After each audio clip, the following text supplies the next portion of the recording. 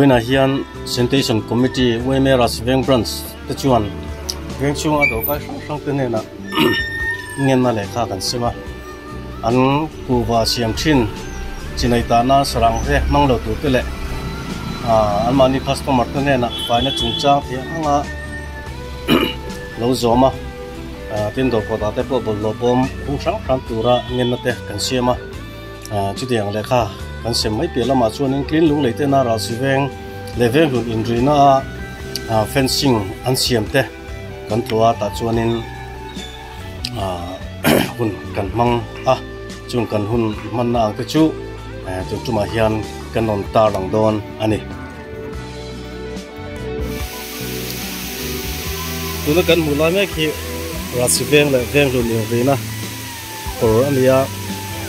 he lampong sai thi veng hun lam ania chuan he lampang hi Rasiveng lam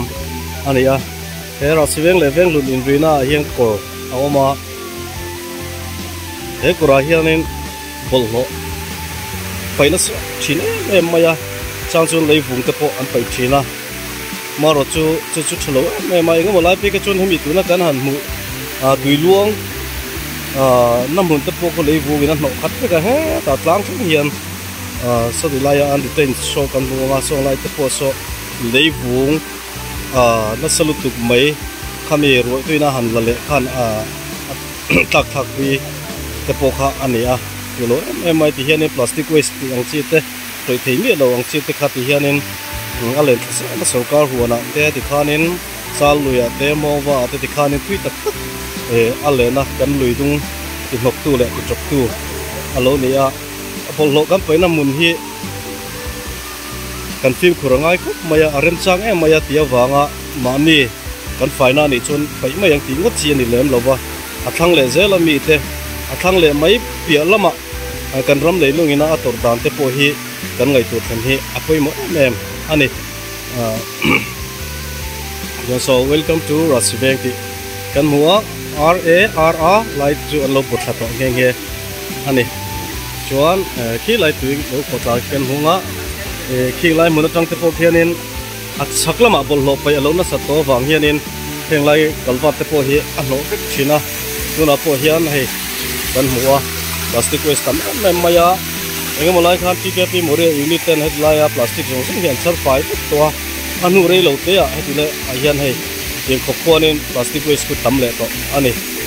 he hi troi ve thei to si lo fa hian atang ba tuina alen chu kan luidung ki top tu le ti hok tu te in nung cha te ta puwa thil lui a cheng sanga ti te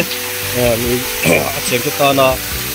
krisel lo na le thil poi tak chen thei tu kha helai mun tang hian ti hian kan thon zel ti na kha ania lo em ani chunin hei headline hianin net internet ka hei hi headline fencing an ki me ka hi ania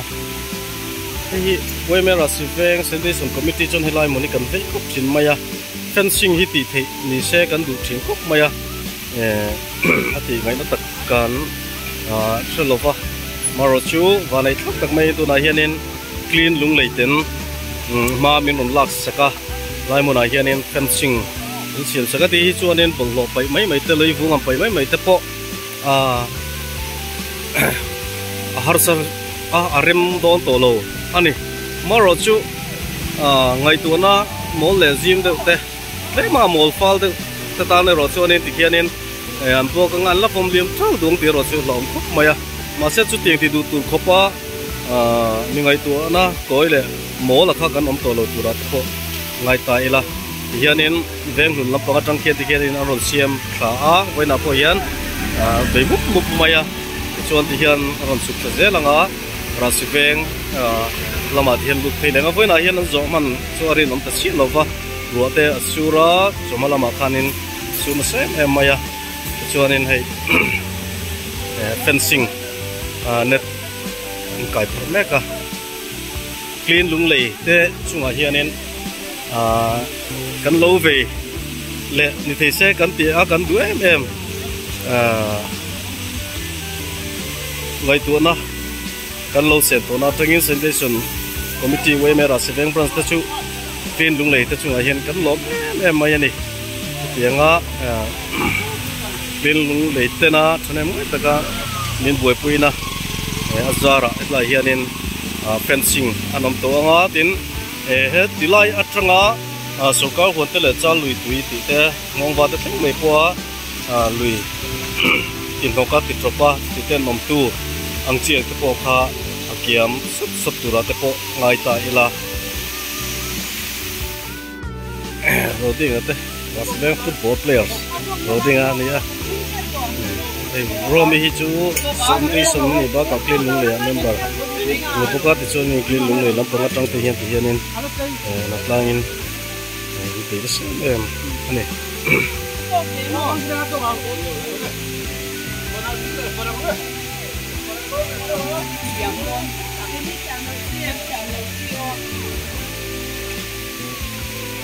clean lung lei te malak na lom em maya clean lung lei te malak na hi veng hun ra si veng te hian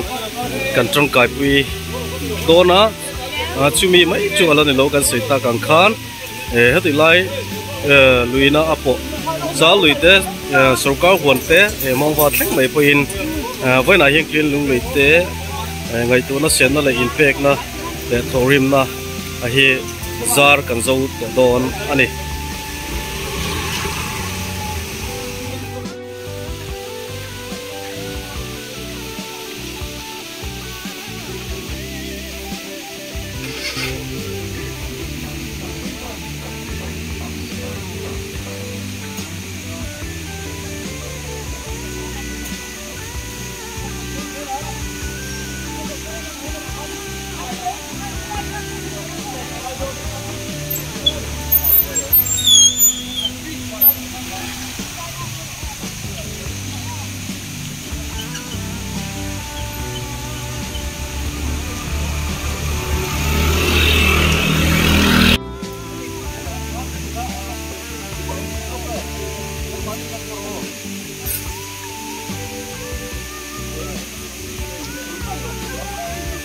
headquarters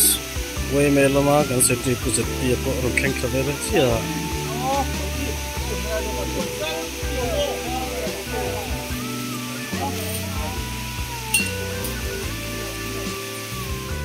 tin tharapo way me football players ania ain la fit teng trong to poka lompo long sangam to khop mai tu na chuan hian football mai ni loi khotlang tan veng ta cha an phok le me kani sanitation committee lam kan safety man hinga cha khop mai he ton ve na samai rem ruata sanitation committee lam panga kan pui pa ani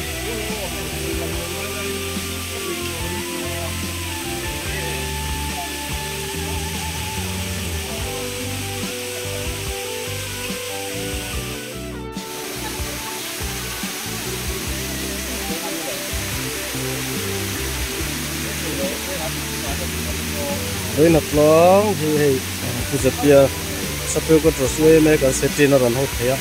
cái này hiện là chỉ về quan sát anh xem xem mà, nhưng mà cho nên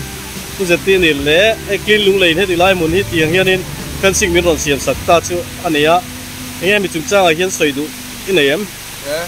alo mồm cái gì đó clean lung lầy cái gì ăn phát lạc là muốn sáng ra cái gì á, cái gì phân sinh thì anh tin nó sẽ tốt khi dâu tăng khám, cái mà như thế là ngay popular sẽ dây còn lắm còn cần phân khang na, là cho phong ăn mà mình lạc vừa thì còn bol lộ phải rem lâu in thì anh hẳn xia mà, cái hiện hình na, nó sẽ thực hiện về xung quanh phong thủy mình cái lộ hồn cái thực chất ta, anh mà lạc này áp đặt hồn cái hiện chuột hồn cái thực chất ta đi. Nè lộ hồn khúc mày hay, cắn bể xây ngâm lộ lệ rin học lâu in mà, tất nhiên là thổ sản cái này phải cắn lộ khúc mày. Lai hanin he kabulai hanin clean lung le lama changa local kha ania tunge ani ti te engkya nge lai mun in lung le han enge ani ti te kha ama kha rin te chung khamin han te le selang kalo ne sahin chu zo moi sha se la ni a clean lung le hi 2010 na din ani a atira tang khan obia kala om sar chara tuna hian assistant manager in angin ka oma ani chuan in helai fencing sia in ron siam dan chung chang te engting nge helai ra chiveng le veng hun indina fencing in ron siam tu hian eng tiang in nge ram man na hi a om shim shim ti te khatia ang zong thong kha ami she the chang kalon he ang clean lung le hian organizers sang kan nei ta ven sang atang hian in veng atang hian ma maral te mo puma te phapa hemi hianin avi thule hunga du thu hi asoi jing ve lutuka chuan kan ho tu te khan kan han sei khom khan kan ho tu te ne kan han sei khom khan kan han en boka